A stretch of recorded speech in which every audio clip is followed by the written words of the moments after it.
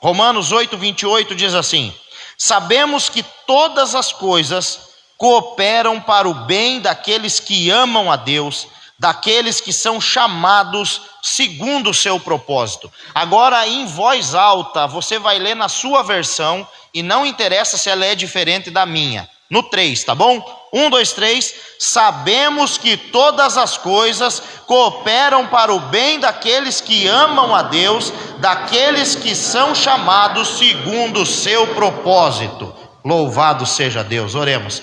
Senhor Jesus, nós pedimos, meu Pai, que o Senhor venha falar conosco.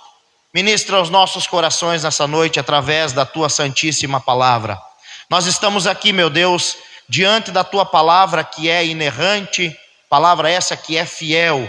Tudo passa exceto a Tua palavra. E nós Te louvamos, ó Deus, por esta palavra lida. Aplica ela aos nossos corações. Que o Teu Santo Espírito, meu Pai, seja o nosso professor nessa noite. Em o nome de Jesus. E a igreja diz: amém.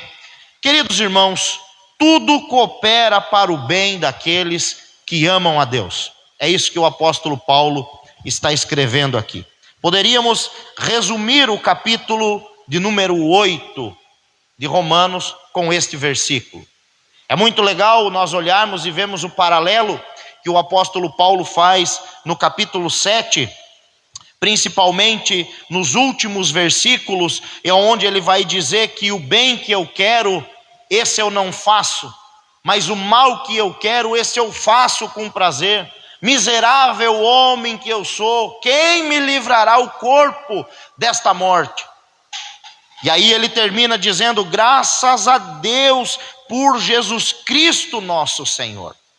E ele inicia o capítulo de número 8 com uma declaração que rasga aquela carta de condenação que Satanás tinha contra nós, e Paulo inicia o capítulo 8 dizendo: agora, pois, já nenhuma condenação há para aqueles que estão em Cristo Jesus. E Paulo vem decorrendo essa obra maravilhosa da salvação do Senhor Jesus, que pega o homem miserável pecador, dominado pelo pecado. E Deus ama esse ser humano, e Deus salva essa pessoa, e Deus elimina toda a condenação contra esta pessoa. E agora Paulo, então, talvez no fechamento desse capítulo, ele escreve: sabemos que todas as coisas cooperam para o bem daqueles que amam a Deus, daqueles que são chamados segundo o seu propósito. É o resumo do capítulo 8. Essa declaração do apóstolo Paulo. Este versículo, ele tem sido usado para consolar. Esse versículo tem sido usado para animar. Esse versículo, no decorrer dos séculos, tem sido usado para instruir os crentes que estão enfrentando as mais adversas situações nas suas vidas. Sabemos que todas as coisas cooperam para o bem daqueles que amam a Deus. Essa passagem bíblica, ela declara a absoluta, soberana e amorosa vontade de Deus, e a providência soberana e amorosa de Deus em relação aos seus filhos. Quando ele diz: sabemos que todas as coisas cooperam para o bem daqueles que amam a Deus. Esse texto das Sagradas Escrituras nos asseguram que mesmo em meio às dificuldades e provações, nós temos um Deus que está trabalhando para o nosso bem e nos conduzindo para um propósito maior. Sabemos que todas as coisas cooperam para o bem daqueles que amam a Deus. Por isso, em primeiro lugar, eu destaco aqui nesse texto a certeza inabalável que o apóstolo nos escreve. E qual é essa certeza? Sabemos.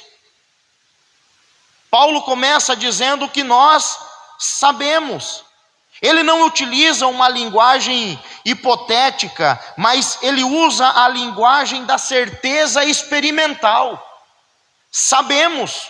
Paulo não disse nós sentimos. Paulo não começou dizendo nós imaginamos. Paulo está escrevendo e dizendo nós sabemos. Nós sabemos. E esse saber não é apenas um saber teórico, como de alguém que leu isso em algum livro, ou ouviu falar de um determinado assunto. Paulo está usando um termo matemático, e quando nós olhamos para o grego, é isso que Paulo está dizendo. Ele está usando um termo matemático que traz uma experiência de certeza e convicção, sem sombra de dúvida. Sabemos. É a certeza inabalável do texto. Não é apenas um saber teórico, mas é um saber prático. Sabemos. Ele usa esse termo que reflete essa exatidão de Deus. Nós sabemos. E por isso ele começa essa rica declaração, comunicando aos seus leitores uma certeza. Esta certeza, nós sabemos. O apóstolo aqui, ele não usa conjecturas ou hipóteses, mas ele está tratando de certeza. Por isso o texto se inicia com esta afirmação. É um saber prático, é um saber existencial, é um saber completo.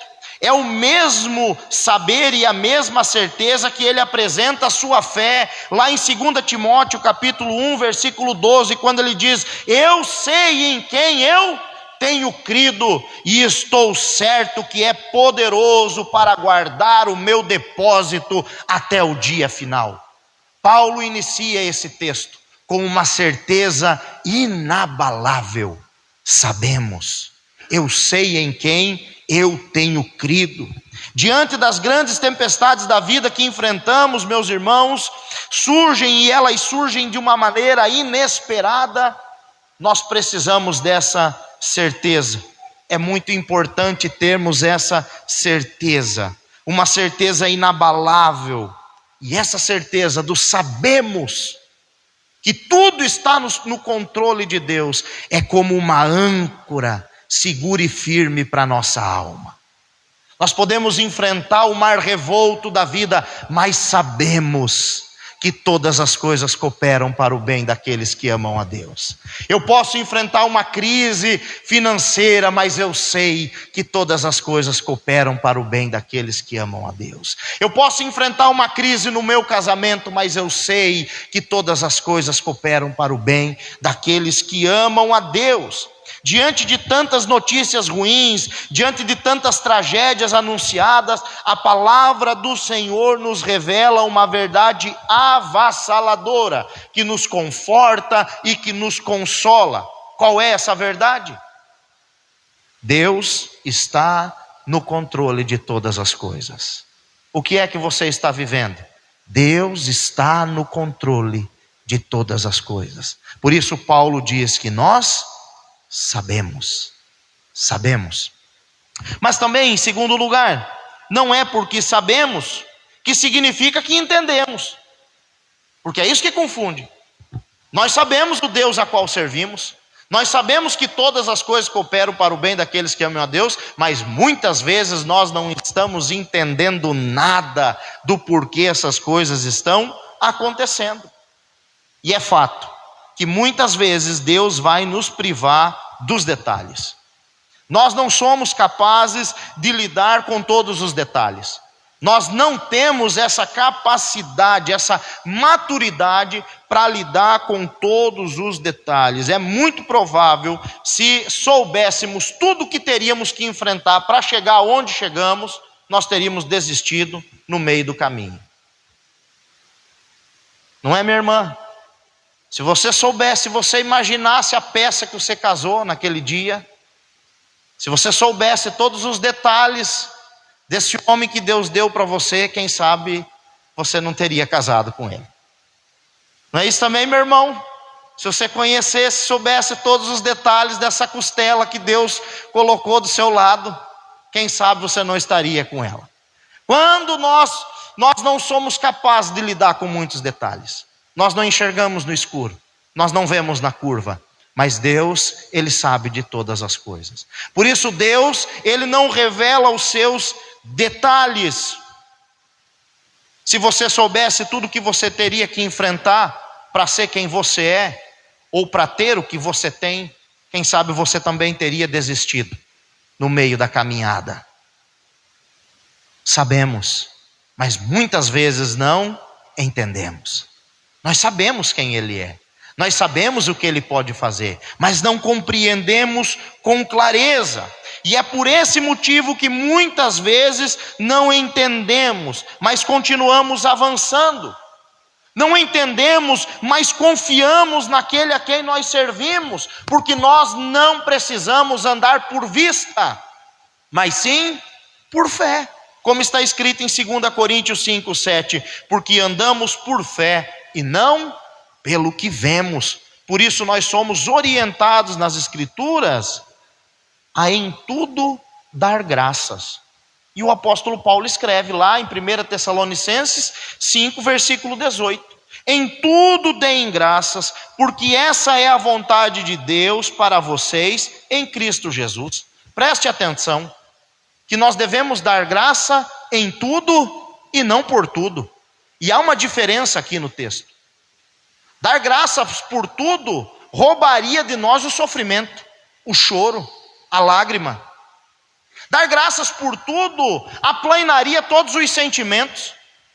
A mesma felicidade que você fica quando recebe um aumento de salário seria a mesma quando você sepultasse um dos seus entes queridos. Você daria graça por tudo. Por isso o texto diz que nós não devemos dar graças por tudo, mas em tudo. E há uma diferença aqui, não apenas na preposição, mas na atitude.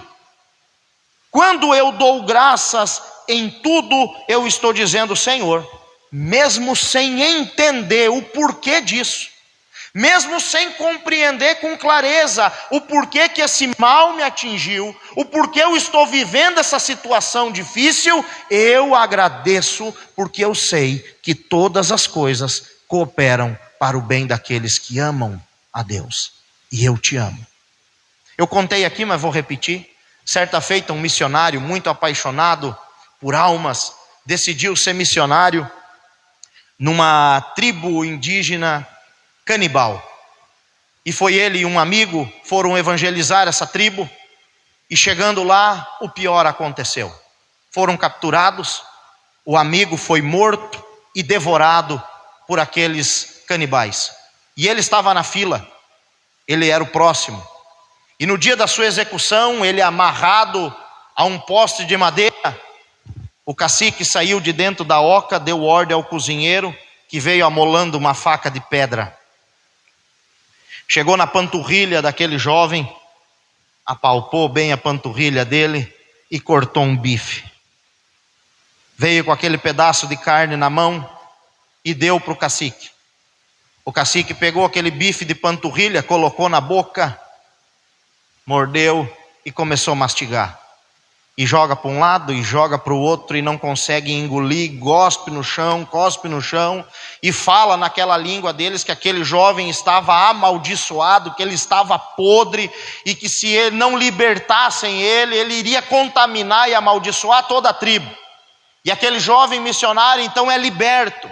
E ele sai correndo em meio à selva, e quando ele já estava seguro, ele levanta as mãos para o céu e diz: muito obrigado, meu Deus, por essa perna de borracha, porque se a minha perna não fosse de borracha, eu não tivesse perdido essa perna num acidente, eu teria sido devorado também.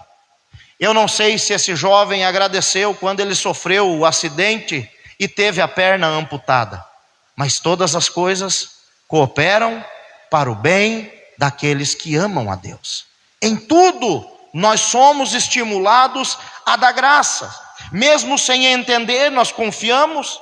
Mesmo sem compreender, nós confiamos. Mesmo na ausência de detalhes, nós confiamos, porque sabemos que tudo está nas mãos de Deus.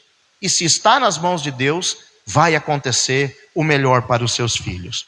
Em segundo lugar, nós vemos aqui uma confiança ultra circunstancial, que rompe as circunstâncias. Sabemos que todas as coisas cooperam, que todas as coisas cooperam. Note o que o apóstolo Paulo está dizendo.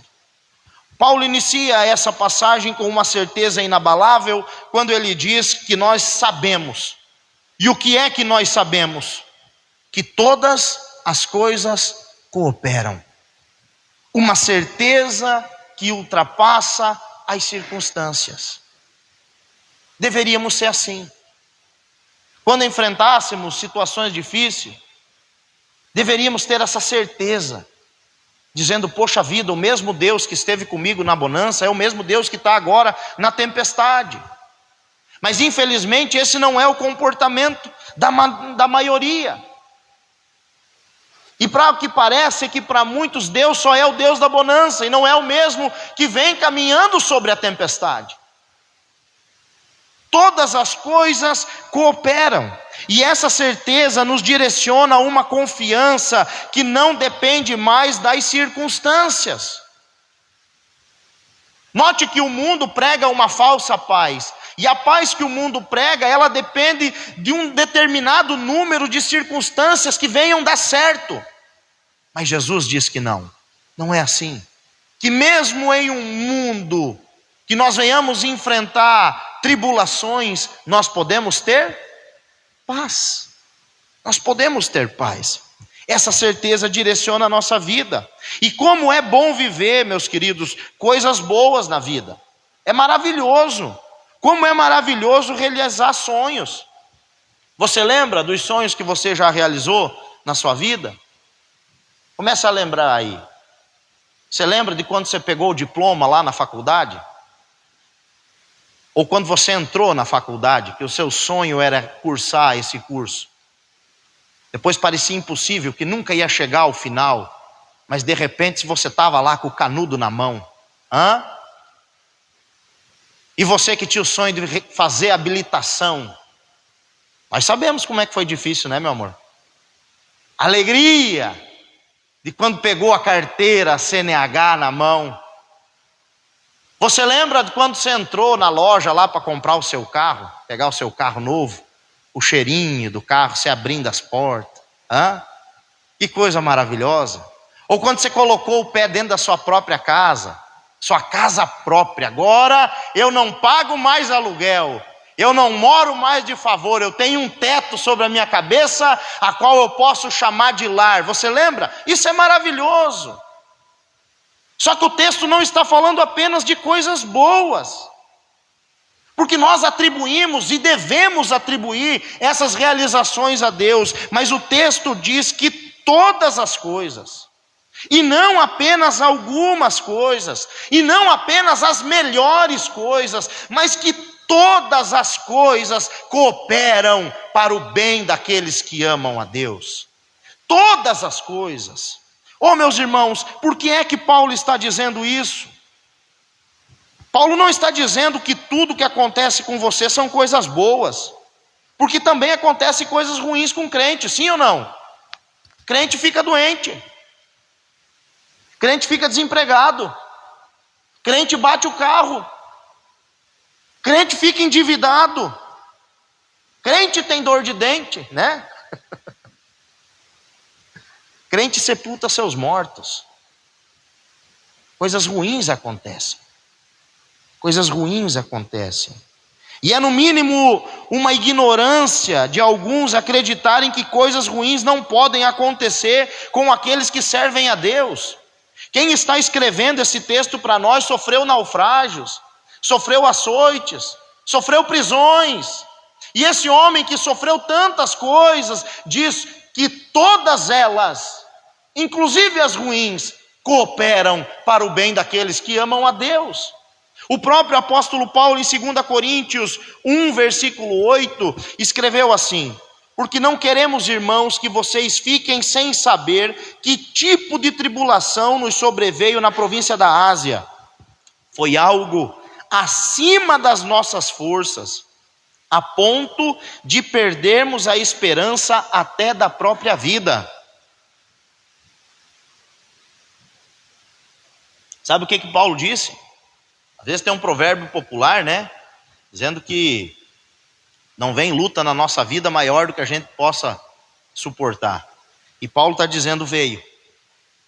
Se para toda regra existe uma exceção, eu fui a exceção. E os meus companheiros de viagem também. Porque na Ásia veio uma tribulação sobre as nossas vidas, acima das nossas forças, a ponto de nós já desistirmos da vida, de nós olharmos e dizer assim: morremos, não tem o que fazer. É se apegar com Jesus e morrer. É isso que Paulo está dizendo. E aí ele continua no versículo 9: de fato, tivemos em nós a mesma sentença de morte, para que não confiássemos em nós mesmos, e sim no Deus que ressuscita mortos. Qual era a convicção e a esperança deles? Bom, vamos morrer, mas nós cremos num Deus que ressuscita mortos, e nós vamos ressuscitar no último dia. Mas ele continua e diz: o qual nos livrou e ainda livrará de tão grande morte. Nele temos esperado que ainda continuará a nos livrar. E Paulo encerra no versículo 11 agradecendo as orações que os irmãos fizeram por meio deles. Oh, meus queridos, nós enfrentamos dias ruins, nós enfrentamos dias tenebrosos, nós enfrentamos dor e sofrimento na nossa vida, mas todas as coisas cooperam para o bem. Mesmo sem entender, todas as coisas cooperam para o bem. Por isso, Paulo também não está dizendo que nós vamos conseguir compreender com clareza o motivo dessas coisas acontecerem e a ordem com que elas estão acontecendo. Muitas vezes não vai fazer sentido, e você vai olhar e vai dizer: poxa, eu estava tudo bem semana passada e agora virou tudo de cabeça para baixo. Até o mês passado estava tudo indo bem, agora desorganizou tudo. E nós ficamos perdidos. E é isso, Paulo não está falando aqui. Todas as coisas cooperam, mas nem sempre vamos entender. O que é que o texto nos garante? E o texto nos garante é que mesmo sem entender o porquê da ordem dessas circunstâncias ruins, nada está fora do controle de Deus. E que no final, todas elas cooperam para o bem. Todas essas circunstâncias, boas e ruins, péssimas e maravilhosas, cooperam para um bem maior. Nós não estamos à deriva, nós não estamos soltos ao léu, ou nós não estamos aí soltos ao acaso. Nós estamos debaixo da poderosa mão de Deus que nos direciona, até mesmo nos dias ruins. Certa feita, uma jovem senhora se afastou da igreja. E se afastou porque ela estava vivendo um turbilhão de coisas ruins na sua vida. Perdeu o emprego, bateu o carro, doença na família, crises e mais crises. E ela saiu. E aí o pastor foi visitar essa senhora, e ela estava fazendo um bordado, e não tinha jeito do pastor conseguir acessar o coração daquela mulher. Tudo que o pastor falava, ela retrucava. Todo versículo que o pastor usava, ela rebatia. Ela realmente estava amargurada e fazendo aquele bordado na mão. Então o pastor tomou o bordado da mão dela, pegou o bordado e olhou para o bordado, e disse assim: mas que coisa mais horrível isso aqui que você está fazendo?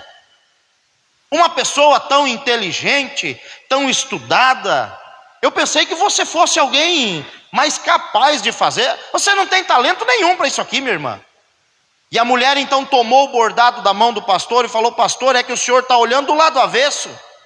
Se o senhor virar o bordado, o senhor vai conseguir identificar a figura. Se o senhor olhar do lado certo, o senhor vai ver a beleza do que eu estou fazendo. E o pastor olhou para aquela mulher e disse: é justamente isso. Você se afastou porque você está olhando do lado avesso. Você está olhando do seu lado. Você não está conseguindo ver com clareza a beleza da obra que Deus está realizando na sua vida. Todas as coisas, irmãos, cooperam para o bem daqueles que amam a Deus. A terceira verdade que nós encontramos aqui é uma recompensa imediata. Sabemos que todas as coisas cooperam para o bem. Para o bem. Deus não tem prazer em ver os seus filhos sofrer. Deus não é um sádico. Deus não chamou você para lhe causar dor e sofrimento. Deus não tem prazer nisso. Deus não trabalha contra você. Muito pelo contrário, a Bíblia diz que Deus trabalha em você, que Deus trabalha por você e que Deus trabalha através de você. Mas Deus não trabalha contra você. É isso que nós encontramos. Ainda que a circunstância não pareça favorável, Deus está trabalhando a seu favor. Deus não está trabalhando contra você, Ele está trabalhando para o seu bem. Ainda que pareça que agora está tudo uma bagunça e você não consiga encontrar sentido em nada, não consiga encontrar sentido nas coisas, continue crendo, porque Deus está trabalhando em seu favor. Por isso o profeta escreveu em Isaías 64, versículo 4, porque desde a antiguidade não se ouviu e nem com o ouvido se percebeu e nem com os olhos se viu Deus além de ti, que trabalha para aqueles que nele espera. Deus trabalha por nós, mesmo quando não entendemos o que está acontecendo. Deus trabalha ao nosso favor. Mas o texto vai mostrar aqui, e talvez surja uma pergunta: de quem são aqueles que podem ser confortados com a promessa?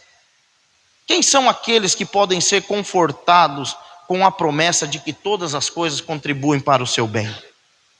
O texto responde, e a resposta é clara: são aqueles que amam a Deus. Entenda, todas as coisas contribuem para o bem não de todas as pessoas.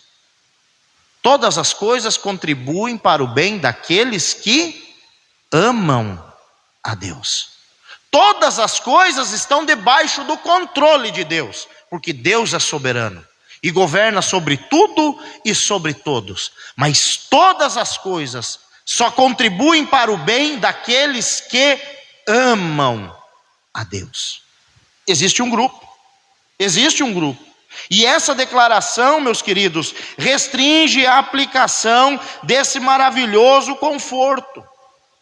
Como eu disse, todos estão debaixo do governo de Deus, porém, apenas aqueles que amam a Deus podem descansar nessa verdade, de que tudo, até mesmo as coisas ruins, até mesmo as situações adversas, contribuem para o bem daqueles que amam a Deus. E aí nós encontramos outra certeza aqui: o amor de Deus. O amor de Deus. E o coisas. Nosso amor é uma resposta ao amor de Deus. A palavra do Senhor em 1 João 4,19 diz que nós o amamos porque Ele nos amou primeiro. Se Deus não tivesse caminhado em nossa direção, jamais daríamos um passo na sua direção. É porque Ele nos atraiu, como diz o profeta Oséias, capítulo 11, com cordas de amor. É porque Ele nos chamou, é porque Ele trabalhou em nós, é porque Ele nos amou quando nós ainda éramos miseráveis pecadores. É isso que a palavra de Deus diz lá em Efésios capítulo 2. Deus, sendo rico em misericórdia, nos amou com um grande amor, com tanto amor, quando nós ainda estávamos no domínio do pecado. O amor de Deus por nós é o incentivo, o amor de Deus por nós é o motivo, é a causa moral do nosso amor por Ele. Nós o amamos, porque Ele nos amou primeiro, e nós não podemos deixar de amar um Deus tão bom. Como deixar de amar um Deus tão maravilhoso, que foi o primeiro no ato e na obra do amor, que nos amou com tão grande amor, que abriu mão do seu próprio Filho unigênito, para morrer no nosso lugar. É com esse amor que Deus nos ama, de tal maneira, que abriu mão do seu Filho unigênito. Deus nos ama. Nós chegamos então no último ponto desse sermão, que é o propósito maravilhoso do Senhor. Qual é o propósito do Senhor? Qual é o propósito? Vamos ler o versículo mais uma vez?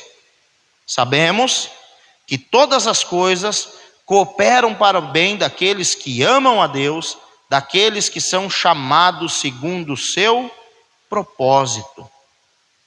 O propósito de Deus, irmãos, garante o bem para o seu povo. E qual seria esse bem? Qual seria esse propósito? Sabe que o propósito de Deus é te dar uma casa nova? Ou o propósito de Deus é móveis novos dentro da sua casa? Isso aí, meus irmãos, tem muita loja aí que te ajuda nesse propósito, né? O propósito da casa própria, tem uns bancos aí que financiam casa também. Ou será que o propósito de Deus é um emprego melhor, um salário maior, ou um carro melhor? Será que é esse o propósito de Deus? Porque talvez até agora você pensou apenas nisso. Todas as coisas estão cooperando porque eu vou vencer, eu vou enriquecer, eu vou fluir financeiramente, eu vou romper, eu vou realizar meus sonhos. Mas será que é esse o propósito de Deus? É óbvio que o propósito de Deus não é o seu sofrimento, a sua pobreza, a sua miséria, ficar na ignorância, não é isso. Mas qual é o propósito de Deus? E Jesus Cristo vai dizer que mesmo nós, sendo maus, sabemos dar boas coisas aos nossos filhos. Que quando os nossos filhos pedem pão, não damos pedra. Quando pedem peixe, não damos cobra. Quando pedem um ovo, não damos um escorpião. Quanto mais o nosso Pai Celestial não nos dará o Espírito Santo. Então qual é o propósito de Deus? E o próprio texto vai responder, versículo 29. Pois aquele que Deus de antemão conheceu, Ele também predestinou para serem conforme a imagem do seu Filho, a fim de que ele seja o primogênito entre muitos irmãos. Qual é o propósito de Deus para mim e para a sua vida? Me transformar cada vez mais e mais parecido com Jesus. Esse é o propósito de todas as circunstâncias. Esse é o propósito de todas as coisas. Esse é o propósito de ter uma igreja recheada de pequenos cristos, de homens e mulheres que onde estão, no ambiente a qual estão, refletem a imagem do seu Salvador. Esse é o propósito de Deus. Sabemos que todas as coisas, tanto as boas, as bênçãos, até mesmo as coisas ruins, têm um propósito de nos moldar, de tirar aquilo que sobra, de colocar aquilo que falta, para que no final eu me torne cada vez mais parecido com Jesus. Esse é o propósito. É por isso que nós enfrentamos essa academia do Senhor Jeová nas nossas vidas, que muitas vezes parece que é pesada. O propósito, a finalidade não necessariamente é facilidade ou tranquilidade, mas sim sermos como Jesus. E quando é que isso começou? Qual é esse plano de Deus? E a Bíblia vai dizer que isso começou de antemão, lá na eternidade, antes da fundação do mundo. Versículo 30. E aos que predestinou, a esses também chamou. E aos que chamou, a esses também justificou. E aos que justificou, a esses também glorificou. É o propósito de Deus. Qual é a conclusão, irmãos? Que na eternidade, Deus, através da sua soberania e presciência, escolheu, chamou, justificou e também glorificou todos aqueles que o receberiam como seu Senhor e Salvador. Sendo assim, nada, absolutamente nada, pode impedir o plano de Deus na sua vida. Por isso o apóstolo escreveu: sabemos que todas as coisas cooperam para o bem daqueles que amam a Deus, daqueles que são chamados segundo o seu propósito. Feche seus olhos, curve a sua cabeça, eu quero orar por você. Paizinho querido, Eu te louvo, meu Deus, e eu te agradeço, porque o Senhor é bom, porque o Senhor é justo, porque o Senhor é maravilhoso. Meu Deus, muito obrigado por esta palavra, que ela, Senhor Jesus, não caia no vazio, mas que encontre nos nossos corações um terreno fértil, ó Pai, e que faça morada. Assim, meu Deus, nós oramos em o nome do Pai, do Filho e do Espírito Santo de Deus. Amém. Amém.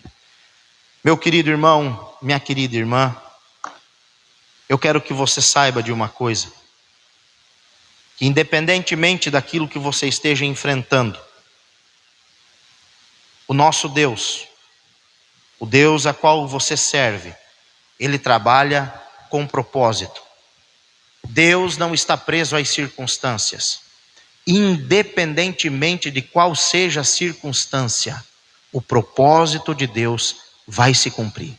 Mesmo você não entendendo o porquê dessas coisas agora, saiba que todas as coisas cooperam para o bem daqueles que amam a Deus. Você ama a Deus? Se você ama a Deus, todas as coisas vão cooperar para o seu bem. Amém? Que Deus te abençoe poderosamente.